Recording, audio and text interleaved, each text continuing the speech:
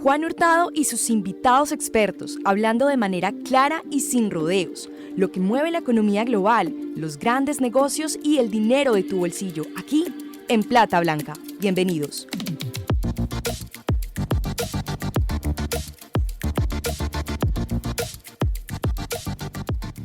Hola a todos, yo soy Juan Hurtado y en esta ocasión hablaremos en Plata Blanca sobre lo que debemos saber acerca del mundo del Big Data. Cómo se está aplicando hoy en el mundo financiero, la banca y las fintech. Hablar en Plata Blanca es hablar de manera clara, sencilla y fresca. Y así hablamos en este espacio, que creamos para tratar los temas más importantes que están sucediendo en el mundo de los negocios, las finanzas, la economía y el dinero de tu bolsillo. Hoy nos acompaña Byron Quintero, gerente y fundador de iData, una empresa antioqueña de analítica avanzada y ciencia de datos. También tenemos a Mateo Jaramillo, ingeniero administrativo y especialista en datos de la Escuela de Ingeniería de Antioquia. Iniciamos. Bienvenidos al mundo que antes no existía, el de los datos. Aunque se tienen registros científicos de que la Tierra existe hace más de 4.500 millones de años, el mundo en el que usted y yo vivimos realmente es más nuevo.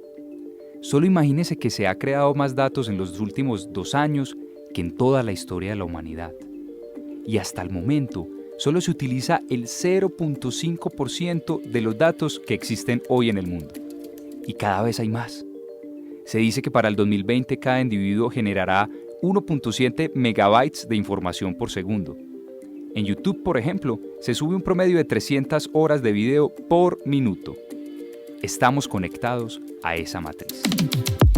Y para hablar de ello, tenemos a Byron Quintero, gerente de iData.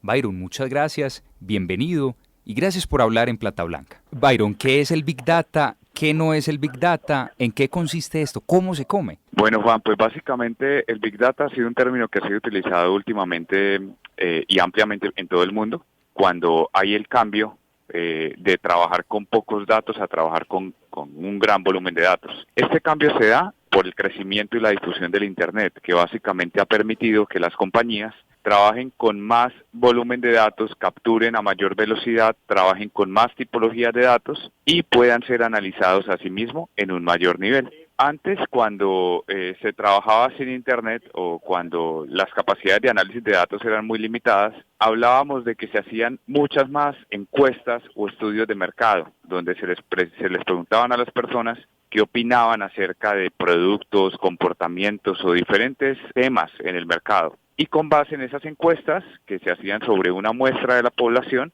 se hacía una inferencia sobre el resto de la población, que era lo que hablábamos de análisis inferencial. Cuando hablamos del Big Data, la gran revolución que logra es que podemos analizar la totalidad de los datos de la población o un mayor volumen de datos de la población. Eso hace que ya no hagamos tanto análisis inferencial, sino que hagamos análisis ya a nivel poblacional, es decir, no inferimos comportamientos, sino que conocemos comportamientos. Dentro de ese marco, podemos hablar de que hay diferentes como núcleos o universos. Cuando uno habla del Big Data, hablamos de Big Data desde almacenamiento, donde hablamos de capacidades para almacenar en un mayor volumen, ya pues mediante arquitecturas que están en nube, ya no servidores físicos, sino arquitecturas en nube. Hablamos de Big Data también cuando hacemos análisis acerca del pasado, es decir, análisis descriptivo de la data existente. Hablamos de Big Data también cuando hacemos modelos que automatizan procesos, con procesos de minería de datos, que básicamente dentro de grandes volúmenes de datos se encuentran valores que tienen de pronto aplicabilidad para automatizar un proceso. Hablamos de Big Data también cuando hacemos analítica predictiva, es decir, cuando no miramos solamente hacia el pasado, sino inferimos comportamientos futuros, ¿sí? O analizamos comportamientos futuros. Y hablamos también de Big Data cuando los modelos aprenden de forma autónoma, que ahí se acuña un término también que se llama Machine Learning. Y también hablamos de Big Data cuando hablamos de inteligencia artificial, porque también utilizamos los datos, ya data no estructurada con modelos que aprenden automáticamente y toman decisiones. Entonces, como ven, el marco del Big Data es bastante amplio y va incluyendo diferentes términos. Con el pasar del tiempo va incorporando nuevos conceptos y creemos que de hecho el término Big Data debería tender a desaparecer, porque ya no importa tanto el Big Data, sino que todo es data, independientemente del tamaño. Sí, porque uno habla de Big Data y piensa en la traducción literal de grandes datos, una gran cantidad de datos. Digamos que viene a colación esa frase popular que dice cantidad no es lo mismo que calidad. De pronto muchas empresas pueden pensar que hay que tener una cantidad de datos, pero no es necesariamente tener un montón de datos, sino tener datos que sean valiosos. Y ahí viene el término cuando se habla del famoso Ferrari parqueado, que empresas, emprendimientos comienzan a crear un montón de algoritmos, unos sistemas bien complejos, pero que al final no les sirve para los objetivos que se crearon. Así es, Juan. Cuando hablamos de datos, tal como lo mencionas, no importa solamente la cantidad, sino la calidad. Importa también la tipología del dato, importa también la fuente del dato, pero importa también mucho más el uso que le vas a dar al dato, es decir, qué es lo que quieres resolver con el dato. Y lo que mencionas es muy relevante porque hay muchas compañías que piensan en hacer analítica predictiva o piensan en crear bots con inteligencia artificial cuando sus principales necesidades las pueden responder partiendo solo desde analítica descriptiva, es decir, no hay que hacer grandes cosas ni trabajar con grandes datos. Muchas veces los quick wins que vas a obtener o los resultados rápidos que vas a obtener los puedes resolver aplicando analítica descriptiva sobre pocos datos o modelos predictivos o modelos de segmentación. Pero cuando hablamos de una estrategia analítica, es decir, cuando hablamos de cómo implementar Big Data en la organización, hay que hablar de ser consecuente de la estrategia analítica con la estrategia organizacional, es decir, no es transformarse por transformarse, ni desarrollar modelos ultraavanzados por moda, es desarrollarlos respondiendo a la estrategia de negocio, la estrategia corporativa. Dicen que nadie lo conoce mejor a uno que el celular. ¿Cómo el celular, cómo estos dispositivos móviles están obteniendo esa información de los consumidores? Es impresionante el tema de los celulares. De hecho, si uno piensa, cuando vamos a trabajar analítica, lo más importante o el insumo básico para poder trabajar es la data. Entonces, la data se captura desde diferentes fuentes. Cuando uno piensa en una empresa, se capturan desde los sistemas de información. Si vamos, por ejemplo, a analizar temas en la naturaleza, es importante tener sensores en algunos animales, imágenes tomadas con drones, etcétera. Pero cuando vamos a analizar comportamientos del ser humano, sea para temas comerciales, sea para temas de salud, sea para temas de medio ambiente, sea para lo que sea, necesitamos tener datos para poder analizar eso. Lo impresionante que ha pasado en el mundo es que casi en todo el mundo, cada ser humano tiene un sensor puesto, un sensor que utiliza mediante el cual reporta información, y ese sensor es el teléfono móvil, que muchas compañías grandes en el mundo lo están utilizando para diversos temas. Entonces, básicamente, el celular se ha convertido en eso. Yo lo pienso como un sensor que tenemos todos, mediante el cual reportamos en cómo nos sentimos, dónde estamos, qué opinamos, qué nos gusta, qué no nos gusta, etcétera. Entonces, la aplicación de lo que se hace con el celular es infinita. Y las personas pues dan el uso o la autorización del uso de la data para múltiples efectos comerciales a nivel del mundo, y por eso muchas compañías las están utilizando. Hasta el momento, afortunadamente, creo que la mayoría de las cosas han sido para bien y las personas dan autorización cuando obtienen a cambio pues un mayor beneficio. Pero no estamos exentos pues de que la data sea utilizada en algún momento para cosas no tan buenas. Entonces ahí viene algo que es una tendencia mundial y que ha llegado a Colombia con su respectivo debate, que es básicamente el Open Data, que mientras que los usuarios quieren de alguna manera proteger sus datos, pues digamos que hay sujetos del mercado, instituciones que están interesadas en que esos datos sean libres, pues para poder desarrollar mejores servicios mucho más personalizados y con una mejor oferta de valor para los usuarios. ¿Qué piensa Byron del Open Data? Mira, el Open Data yo creo que todavía está en un momento quizás de madurez muy incipiente. Hay muchos países que trabajan ampliamente con Open Data y pues finalmente todos los ciudadanos están reportando data de forma abierta, donde por ejemplo la información bancaria es accesible para cualquier persona, inclusive la información de salud está abierta para cualquier persona. En Colombia no. Y yo creo que eso tiene efectos positivos y negativos. Lo positivo es que en Colombia todavía se respeta mucho la privacidad y existen temas como la ley abierta que frenó en algún momento mucho el uso indiscriminado de los datos de las personas.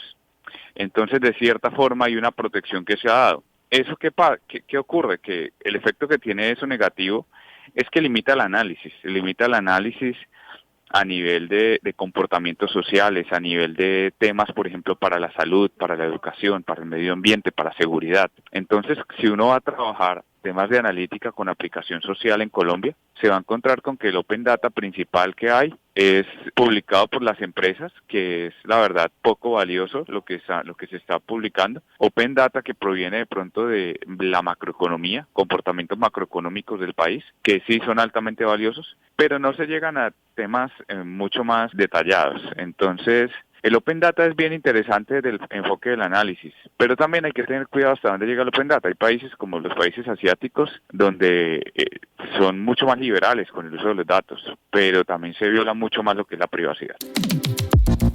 Byron, ¿a quién pertenecen los datos?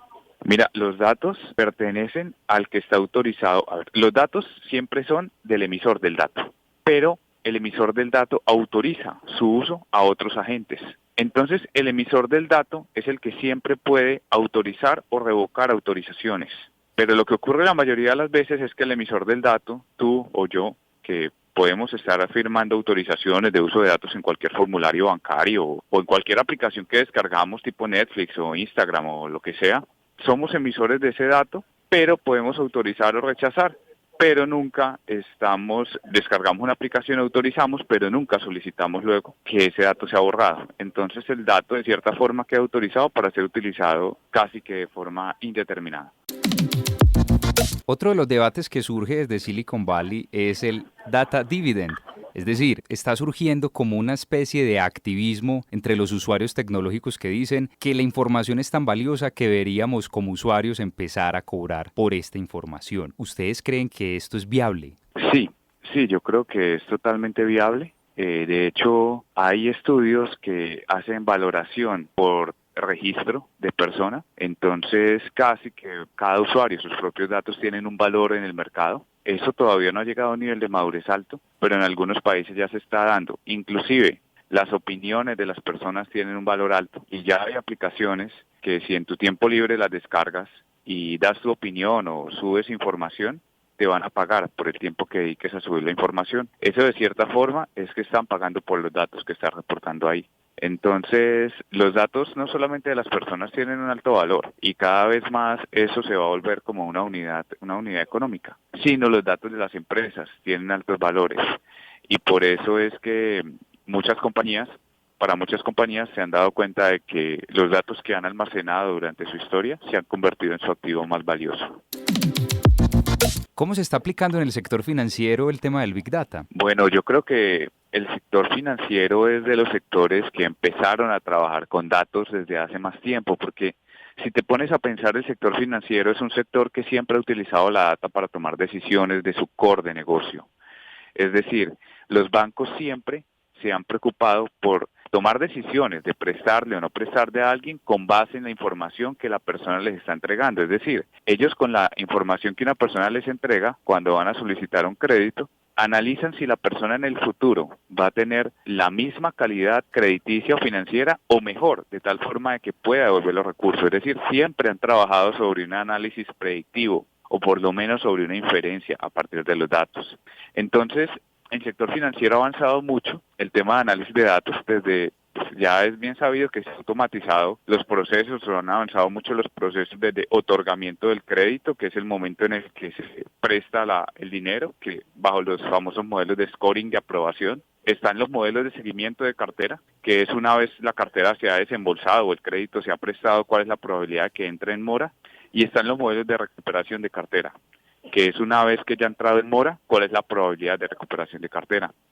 Asimismo, como eso ocurre en la cadena del crédito, también hay modelos para analizar los clientes, hacer modelos de upselling, es decir, modelos de dar más cupo al cliente, modelos de venta cruzada, es decir, la probabilidad de ofrecerle más productos de tu portafolio y que te los compren, modelos de fuga de clientes, que es la probabilidad de que el cliente lo vayas a perder, y también, de hecho, se ha aplicado en procesos core Por ejemplo, en algún momento desarrollamos una solución que permite automatizar lo que es el estudio de títulos para créditos hipotecarios, que por ejemplo toma el certificado de libertad y tradición de un inmueble, es capaz de analizar la data que viene en texto no estructurado y hacer los cruces de información para poder determinar si el inmueble es o no es sujeto de crédito. Entre muchos otros ámbitos que realmente para la banca todos los procesos que manejan información, que son casi todos, son susceptibles de ser mejorados mediante la aplicación de la analítica de datos. Byron, un caso de emprendimiento en este sector del Big Data definitivamente es iData, la empresa de ustedes y de la cual usted es gerente. ¿Qué hace iData? iData es una compañía experta en data. iData viene trabajando hace 8 años en este tema de analítica de datos, antes de que de hecho el término Big Data surgiera y fuera tan famoso, antes de que se hablara de Machine Learning, inteligencia artificial aplicada a los datos y las compañías, entre otros. Entonces somos especialistas en el desarrollo de soluciones basadas en datos, soluciones como las llamamos de analítica avanzada, con un foco muy fuerte en lo que es analítica predictiva, que predice comportamientos para todos los sectores, e inteligencia artificial. Tenemos experiencia prácticamente en todas las industrias. En estos 8 años de operación hemos tenido la fortuna de haber trabajado con muchas industrias de diferentes tamaños y también en diferentes regiones. Entonces actualmente tenemos operación en Colombia, en Chile y tenemos también operación abriendo en los Estados Unidos. Felicitaciones, Byron. Muchas gracias por tu tiempo, muchas gracias por hablar en Plata Blanca. Juan, muchas gracias a ustedes por la invitación y siempre a disposición de lo que necesiten. Esto es lo que piensa Mateo Jaramillo, especialista en datos, ingeniero administrativo de la Escuela de Ingeniería de Antioquia. Mateo, muchas gracias por hablar en Plata Blanca. Nosotros ya hablamos de una ciencia de los datos. Ya es una materia, ya es una carrera que se ve en la universidad. Hay teorías, hay pilares que dicen, por ejemplo, que todo buen Big Data se basa en el volumen, la variedad, la velocidad, el valor del estado y la veracidad, las 3, las 4, las 5B. ¿Cómo es que surgió todo esto? Respecto a eso, yo creo que hay que hacer un alto y entender primero cómo nació el concepto de Big Data y todo el tema relacionado con los datos en grandes volúmenes, para llegar a esas 4 o 5 veces que tanto mencionan. Ahí es bueno pensar un poquito que es que los datos siempre han existido, lo que pasa es que no teníamos la misma capacidad de almacenamiento que hay hoy en día. Si nos devolvemos un poquito en la historia, es interesante pensar antes cómo funcionaba para poder pensar hoy en día en esas 5 veces. Resulta que más o menos a mediados de 1998, los fundadores de Google estaban haciendo un doctorado y la idea de ellos era poder tener en un solo sitio toda la información que se pudiera. Desde ahí, el tema de poder comenzar a almacenar, procesar y obtener grandes volúmenes de datos se comenzó a trabajar. Desde ahí comenzó un concepto de Google Big Data File System, en donde a través de una tesis doctoral que ellos realizaron en Harvard, comenzaron a trabajar todo esto. Más adelante ellos fueron evolucionando con el concepto de grandes volúmenes para poder procesarlos. Recuerden que ahorita les mencionaba un tema que no teníamos la capacidad. Te lo explico de una manera muy sencilla. Los procesadores que teníamos antes versus los que hay hoy en día eran una torre con discos duros en donde se almacenaba información. Que para poder seguir incrementando la capacidad de almacenamiento de ese servidor, ¿qué teníamos que hacer? Incrementar en hardware hacia arriba, es decir, yo cada vez le meto más discos duros hacia arriba a esa máquina, tengo que meterle más potencia, tengo que repotenciar ese equipo para poder almacenar más datos. Lo que encontró Google en su investigación en su momento, bueno, los creadores de Google, es que ellos podían crear una capacidad de almacenamiento mucho más grande, pero mucho más económica que la que se tenía antes. Te la explico muy sencillo. Antes, el almacenamiento de la información, hagan de cuenta que estábamos construyendo edificios, pero si yo quería crecer en almacenamiento, tenía que repotenciar ese edificio hacia arriba para poder seguir guardando más datos. Lo que sucedió después con lo que ellos sacaron fue poder tener casas de un solo piso, digamos que son casas prefabricadas muy sencillas, que si se cayó una puerta, se cayó una pared, la puedo reemplazar muy fácil. No tengo que repotenciar como tengo que repotenciar un edificio, pero puedo hacer muchas de manera horizontal. Entonces puedo crecer a un bajo costo y puedo crecer muy rápido. Digamos que cuando se entendió desde la estructuración, desde cómo tomar esa información, de cómo romper ese paradigma, porque crecer en la capacidad de almacenamiento de datos era muy costoso, ahí fue donde ya comenzó a obtenerse toda esa gran cantidad de datos. Entonces comenzamos a hablar de volumen, comenzamos a hablar de variedad, comenzamos a hablar de la misma capacidad de los equipos para poder procesar todos esos datos. Desde ese momento fue que una disrupción en la forma en cómo teníamos los datos, cómo los almacenábamos y cómo podíamos procesarlos. Esa es una gran diferencia que pasó en ese año, en esos años iniciales, pero que realmente el mundo vino a conocer esto, que el mundo vino a explorar y a entender esto más o menos 8 años después. Y que a mediados del 2006 fue que comenzamos ya a hablar en general de Big Data, un tema que si tomamos las 4V ya se comenzó a aplicar. ¿Qué sucedió en ese momento? Sucedió que los fundadores de Hadoop, que eran personas que trabajaban antes con Yahoo, comenzaron a ver y a encontrar esa tesis doctoral de Google, de los fundadores de Google, y comenzaron a ver que había una gran forma de escalar eso a todos los sistemas de información y a todo lo que utilizara datos. Porque Google lo que buscaba era tener todos los datos del mundo en un solo sitio, para consultas, pues como funciona Google, pero hoy en día sabemos que Google tiene una cantidad de cosas enormes pues, y de servicios. Cuando miramos lo que hizo Hadoop fue poder llevar esa capacidad hacia todo el mundo, que todo el mundo pudiera tenerlo. Hadoop hoy en día funciona como una open source. Como para no dar mucho detalle, lo que ellos cogieron fue esa tesis doctoral y poder llevarla a todo el mundo. Desde ahí, al ser un tema open source, comenzó ya a volverse un tema completamente viral, que ya todos podían acceder a él, que el conocimiento ya estaba, que ya todo el mundo podía entender y decir, yo no tengo que comprar el mejor servidor, la máquina más potente, ir a IBM y tener el mejor equipo para poder manejar grandes volúmenes de datos, porque cada vez, y si hablamos de estadísticas de datos, cada vez vamos a tener más datos y esto se multiplica por cientos de veces cada año más la cantidad de datos que vamos obteniendo todos los días. Volviendo, Juan, a tu pregunta, hay que entender un poquito esa historia de lo que ha sucedido, porque los datos siempre han estado. Lo que pasa es que no teníamos la capacidad de poder tenerlos, de almacenarlos. Cuando se encontró esa capacidad, cuando encontramos las herramientas, cuando se definieron cuáles eran las más óptimas, esto ya comenzó a volverse un tema completamente global, y esa es la gran ventaja que tenemos. Mateo, ¿usted vendería su información? Yo creo que es un tema que hay que mirarlo con diferentes aristas y con diferentes puntos de vista, porque estamos hablando de que hay datos abiertos, hay datos que son solamente dependiendo de las organizaciones, que son simplemente para las organizaciones, y hay datos que uno puede compartir con diferentes organizaciones para optimizar, ¿cierto? Venderlos creo que es un punto que hoy en día todos los vendemos, hoy en día vendemos los datos, ni siquiera los vendemos, los regalamos. Y creo que la gran mayoría de las personas no es consciente de que regala sus datos. Con solamente tener tu dispositivo encendido y no te das cuenta que una aplicación la tienes en segundo plano consumiendo tu información, consumiendo tu internet, estás dando datos. Yo creería que hay que ser muy cuidadosos, venderlos dependiendo para qué y con qué y a quién. Mateo, muchas gracias por hablar en Plata Blanca. Nos quedamos con la reflexión acerca de definir esa delgada línea entre la privacidad y el negocio de los datos. En Colombia y en Latinoamérica, por ejemplo, comienza un interesante debate sobre el Open Banking, el cual permitiría decidir a los usuarios de los bancos más deliberadamente sobre su información financiera y sobre a quién se las entregan, pero que a su vez conllevan riesgos intrínsecos. No todos saben qué hacer con su información. Son datos y hay que darlos. A todos ustedes 1000 gracias por escucharnos en Plata Blanca. Esperamos esto haya sido de su interés. Hasta la próxima.